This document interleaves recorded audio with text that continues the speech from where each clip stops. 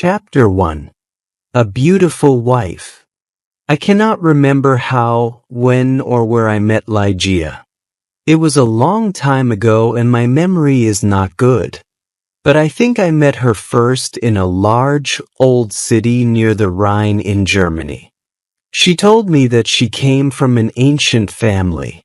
But I never knew the family name of the woman who was my friend, my partner in my studies, and finally my wife. Why did I never discover her family name? Perhaps because she did not want me to find out, but I cannot remember. I remember one thing very well. Ligeia was tall and slim. Later, at the end, she became very thin. How can I describe her quiet, aristocratic movements, or the strange softness of her footsteps? If she came into my office, I only knew she was there when I heard her voice, or when she put her white hand on my shoulder. She had a beautiful face, but it was not a classical kind of beauty. There was something strange about it. I have often tried to understand it. Was it her pure white skin or her thick, black hair? I looked at her long, delicate nose many times. It was perfect. I looked at her sweet mouth. How soft and red it was. And when she smiled, her teeth were white. Then I looked into her eyes. They were much bigger than normal eyes. Sometimes, when she was excited, they looked like a deer's eyes. They were black with long black eyelashes and black eyebrows. But as I looked into them, I realized that they had a strange expression. I thought about it for many hours, sometimes all night. What was the expression in those eyes? I wanted to know. Many times I thought I almost had the answer, but then it was gone. Ligeia was very determined. She was always calm and quiet, but her determination showed in her eyes. It shone like a terrible energy, and sometimes it frightened me.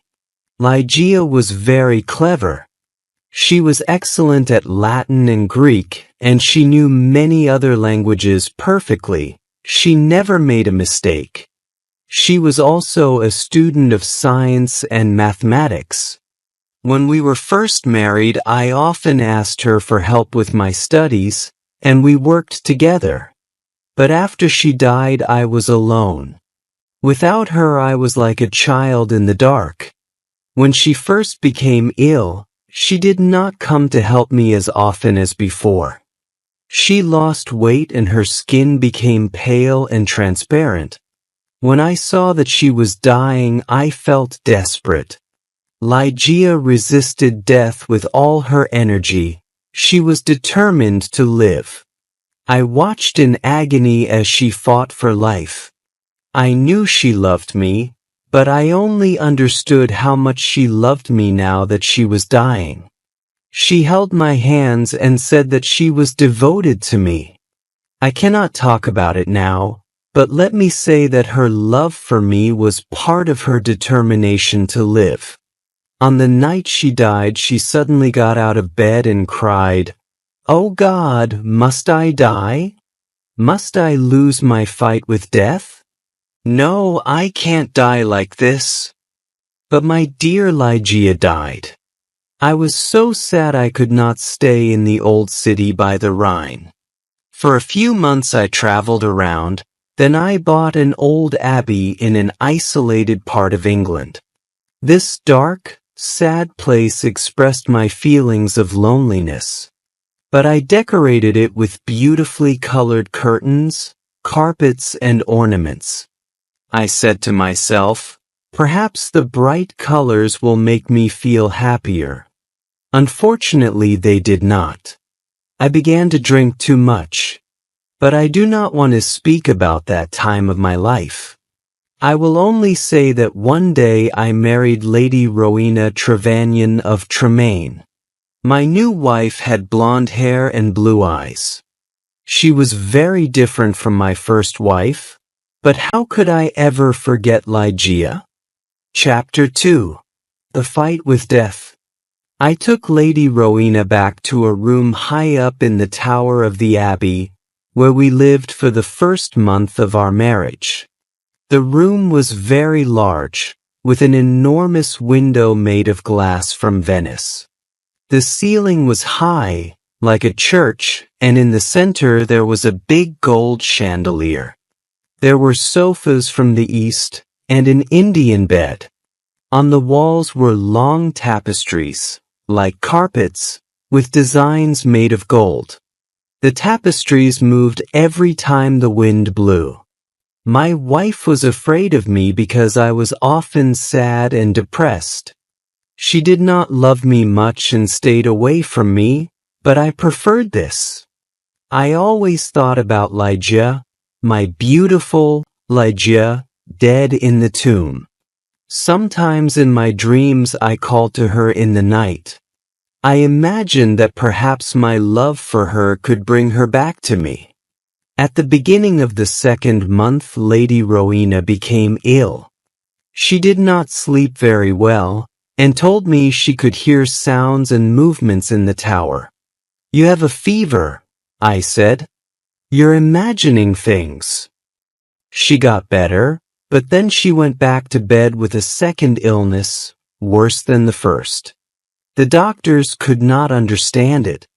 Again Rowena began to hear little sounds and movements in the bedroom, and they frightened her. One night at the end of September she woke up suddenly.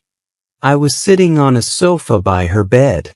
She whispered to me that she could hear sounds and see movements, and there was a frightened expression on her thin face. But I saw and heard nothing. "It's the wind," I explained. "You can see the tapestries moving in the wind."